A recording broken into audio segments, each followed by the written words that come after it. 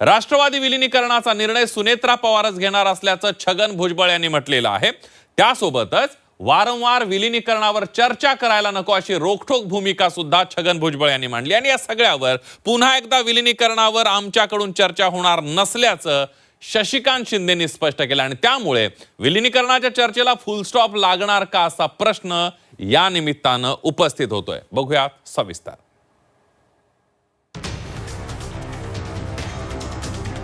रोज विलिनीकरण विलिनीकरण विलिनीकरण काय ही चर्चा आहे?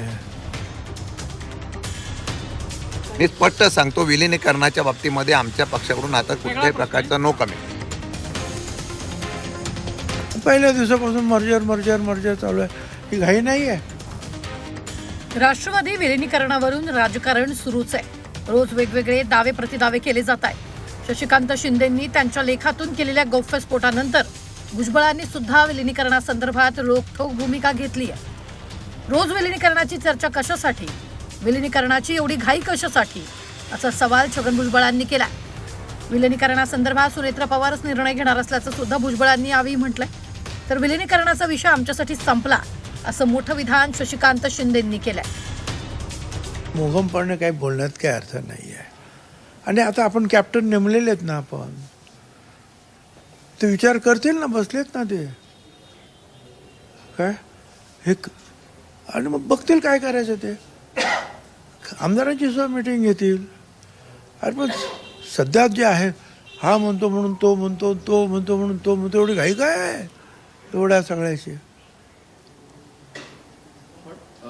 म्हणजे 3-4 दिवसाने आधी हे केलं काय, आमचा शपथविधी घेतला तर फार घाई केली।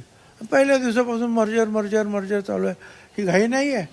मी स्पष्ट सांगतो, विलिनीकरणाच्या बाबतीमध्ये आमच्या पक्षाकडून आता कुठल्याही प्रकारचा नो कमेंट। तर दुसरीकडे शशिकांत शिंदेंनी सुनील तटकरेंनी दिलेल्या इशाऱ्यावर प्रतिक्रिया दिली आहे। शशिकांत शिंदेंच्या लेखावर सुनील तटकरे यांनी आक्षेप घेत त्यांच्यावर टीकास्त्र डागलं होतं। दरम्यान यानंतर आता शशिकांत शिंदेंनी सुनील तटकरेंवर पलटवार केला। शशिकांत शिंदेजींनी जो लेख लिहिला या संदर्भात आपण जे मला विचारलं ते मी त्यांचं वाक्य वाचून दाखवलं। त्या बाबतीतलं मी फिंगर आउट केलंय, अत्यंत चुकीचं आहे, गैरलागू आहे, अशा पैचं लिखाण त्यांनी करू नये अशी माझी त्यांना विनंती आहे। यापुढे जर काय ते अशा आरोपांच्यामुळे दादाने हा निर्णय घेतला असं जर काय बोलत राहतील तर योग्य पद्धतीने त्यांना उत्तर राष्ट्रवादीचा अध्यक्ष म्हणून सुनील तटकरे देईल। ह्याच्यावर आम्ही भावना व्यक्त केली, बऱ्याच लोकांनी भावना व्यक्त केली। आता ती भावना व्यक्त केल्यानंतर त्याच्यावर माझा तर आक्षेप आलेला नाही, माझ्या लेखावर मी कसा आक्षेप घेऊ? विलिनीकरणासंदर्भात कॅप्टनच निर्णय घेणार असल्याचं छगन भुजबळ यांनी स्पष्ट केलंय। विलिनीकरणावर बोलताना भुजबळांनी अध्यक्षपदावर मोठं भाष्य केलंय। सुनेत्रा पवारच पक्षाच्या अध्यक्ष होणार असून तसा निर्णय झाल्याचंही भुजबळांनी म्हटलंय। रोज विलिनीकरण विलिनीकरण विलिनीकरण काय ही चर्चा आहे? विलिनीकरणाचं काय करायचं, आजही करता येईल, 1 महिन्याने करता येईल, 2 महिन्याने करता येईल। घाई करण्याचं काय कारण काय आहे? सुनेत्रा ताई तेथे आता उपमुख्यमंत्री म्हणून बसलेले आहेत। राष्ट्रीय अध्यक्ष म्हणून सुद्धा आम्ही त्यांची निवड करणार आहोत। त्याच्यानंतर त्या पक्षाचे जे काही प्रमुख लोक आहेत किंवा त्यांना ज्यांना वाटतात त्या सगळ्या लोकांना कमिटीला बसून घेतील, बोलवतील, काय करावं, चर्चा होईल। त्यांना राष्ट्रीय अध्यक्ष करण्याचा निर्णय ठरला आहे का? 100%। आता ते ठरलं आहे का वगैरे ते काय विचारू, मी सांगितलं 100% संपला विषय। अजित पवारांच्या निधनानंतर राष्ट्रवादी विलिनीकरणाचा मुद्दा चर्चेत आला।